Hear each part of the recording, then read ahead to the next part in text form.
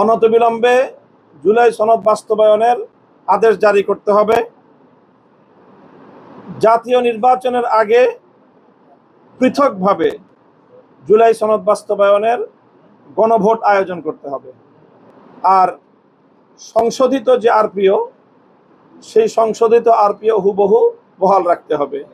তার মধ্যে কোনো ধরনের বিয়োজন, পরিমার্জন অথবা কোনো ধরনের নতুন করে কোনো পরিবর্তন সেটা আমরা মানব না। এই বিষয়গুলো এখন আমাদের প্রধান আমাদের গুরুত্বপূর্ণ বিষয়।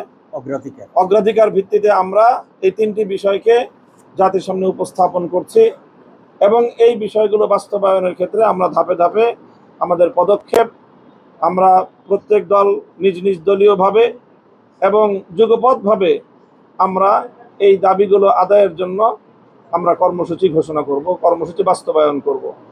প্রাথমিক কর্মসূচি হিসাবে আগামী 6ই নভেম্বর বৃহস্পতিবার দিন সকাল 11টায় আমরা প্রধান উপদেষ্টা বরাবর স্মারক প্রদানের লক্ষ্যে গণমিছিল করব আমরা।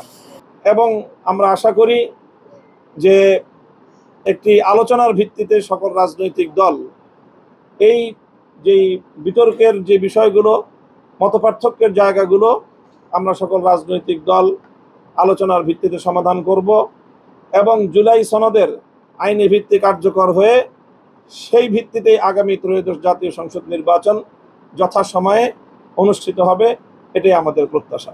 আমরা সব একমত হয়েছি। একটি দল হঠাৎ করে তারা যে ঐক্যমতে আমরা পৌঁছেছিলাম সেখান থেকে সরে আসছে এবং তাদের দলের ভিতরেও ভিন্ন ভিন্ন বক্তব্য আছে। কোনটা ওনাদের দলীয় বক্তব্য এটা কিন্তু আমরা কনফিউজ, কারণ ওনাদের কেউ বলছে যে সনদ আমাদের সংস্কার আমাদের দরকারই নেই, কেউ আবার বলেছেন যে আমরা তো সনদ চাই কিন্তু আমাদের নোট অফ ডিসেন্ট থাকতে হবে, কেউ আবার বলেছেন যে ঠিক আছে এগুলোর আইনি ভিত্তি দেওয়ার জন্য পরে আমরা একসাথে গণভোট করে আমরা চেষ্টা করব।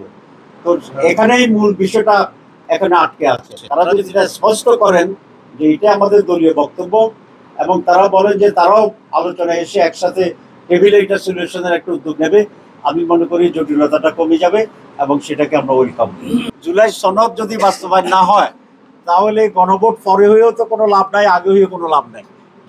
সনদটাই হচ্ছে আমাদের মূল। তো সনদের জন্য গণভোট অপরিহার্য এবং এটা আলাদা হলেই জনমতকে এখানে যাচাই করা যাবে। যদি একসাথে করার যে ষড়যন্ত্রটা বা একটা কূটকৌশল, সেটা হলে আপনারা দেখবেন যে ওই দিন হানা ভোটের ব্যাপারে কোনো কারো মনোযোগ থাকবে না, কারোর মনোযোগ থাকবে ধানের শীষ, কারো মনোযোগ থাকবে হাত পাকা, কারো মনোযোগ থাকবে তার নিজস্ব দল, কারণ সেদিন একটা ভোটও তার জন্য গুরুত্বপূর্ণ। তো দেখা যাবে আমরা মার্কা নিয়ে আসি, আমাদের দল নিয়ে আসি, গণভোট সেখানে কোনো গুরুত্ব পাবে না। তখন তারা বলবে যে মানুষ তো এটা চায় নাই, সুতরাং গণভোটার হইতে পারবে না। এরকম একটা কৌশল আমরা আশঙ্কা করি। আমরা আন্তরিক রাজনৈতিক দলগুলো আলোচনার মাধ্যমে তারা একটা একমতের জায়গায় পৌঁছবে, আমরা সেই স্পেস রাখতে চাই এবং সেই স্পেস নিয়ে আমরা আন্তরিকতার সাথে অগ্রসর হয়ে যাচ্ছি। আমাদের পরবর্তী আগামী 11ই নভেম্বর মঙ্গলবার দিন সমাবেশের কর্মসূচি আছে। যদি এর মধ্যে আমাদের এই দাবিগুলোর বিষয়ে যদি সন্তোষজনক কোনো অবস্থান গ্রহণ করা না হয়, অগ্রগতি না হয়, তাহলে সেই ক্ষেত্রে আমরা 11ই নভেম্বর রাজধানীতে সমাবেশ করবো ইনশাল্লাহ। না, আমরা আমাদের সকল দাবিগুলি বহাল আছে। আমাদের এই দাবিগুলো আমাদের ওই 5 দফার মধ্যে অন্তর্ভুক্ত।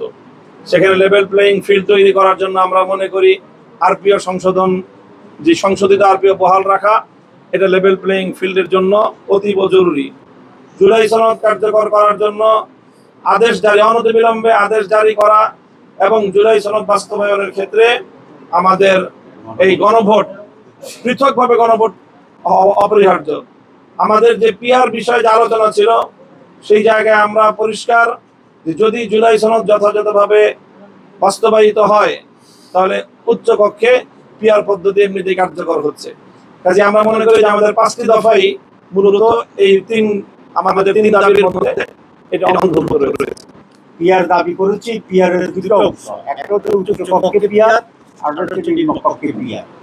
উচ্চ কক্ষে পিআর এর ক্ষেত্রে আমাদের যে 8 দল আছে তার ভিতরে একটি অংশ উচ্চ কক্ষে পিআর চান, আর আমাদের ইসলামী আন্দোলন, বাংলাদেশ জামাত ইসলামী সহ আমরা কয়েকটি উভয় পক্ষে পিয়ার চাই। দাবি হিসাবে আমাদের উভয়কের দায়িত্ব আমরা যারা চাচ্ছি সেটা অব্যাহত থাকবে, আর যারা উচ্চ পক্ষের দাবি করছেন তার সাথে পুরো জাতি সরকারও সেটা চাচ্ছে, সেটা সেইভাবে সনদের মাধ্যমে যদি এটা গৃহীত হয়, আদেশ জারি হয়, তাহলে এটা এমনিতে বাস্তবায়ন হয়ে যাবে। তো এইটাই হচ্ছে আমাদের এখনকার স্ট্যান্ডিং। গতকালকেই একটা আলোচনার আহ্বান করেছিলাম দলগুলোর ভিতরে। আজকে উপদেষ্টা পরিষদ সেরকম একটি আহ্বানে সকল দলের কাছে জানিয়েছে।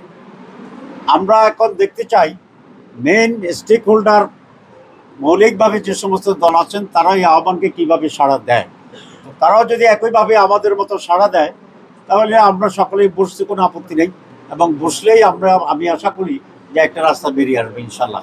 এক, দুই, উপদেষ্টা কমিটি যে সিদ্ধান্ত নিয়েছে সেটাকে আমরা স্বাগত জানাই, কিন্তু একটা বিষয় যোগ করতে চাই। কারণ হচ্ছে উপদেষ্টা পরিষদ যদি এটা মনে করে যে তাদের আর কোনো দায়িত্ব নেই, তারা কিছুই করবে না, দলগুলোই মিলে করবে, তাহলে এখানে একটা রেফারির অভাব হইতে পারে। তো সেই জন্য আমি বলছি আমরাও চেষ্টা করব উপদেষ্টা পরিষদের পক্ষ থেকে, বিশেষ করে চিফ অ্যাডভাইজার এখানে একটা রেফারির ভূমিকা পালন করবেন আগের মতো, এটা আমি আশা করি। আগস্টের গণ অভ্যুত্থানে যারা আমরা মাঠে ছিলাম, আমরা সবাই একত্রিত হয়ে আজকে ধন্যবাদ জানাই আমরা যে আজকে যে অন্তর্বর্তীকালীন সরকারের প্রধান যে বক্তব্য রেখেছেন, তিনি যে বলেছেন যে আপনার রাজনৈতিক দলরা বসে এক সপ্তাহের মধ্যে আপনার সিদ্ধান্ত নেবেন। আমি বিএনপি সহ সমস্ত রাজনৈতিক দলকে, বিশেষ করে জুলাই অভ্যুত্থানে যারা আমরা মাঠে ছিলাম, আমরা সবাই একত্রিত হয়ে বসবো। এটা আমি সকলকে আহ্বান জানাচ্ছি। জুলাই সনদকে আমাদের আইনি ভিত্তি, এটা আমাদের নিশ্চিত হতে হবে। তারপরে আমাদের নির্বাচন বলেন, যাই বলেন, এটা আমাদের জন্য কোনো ফ্যাক্ট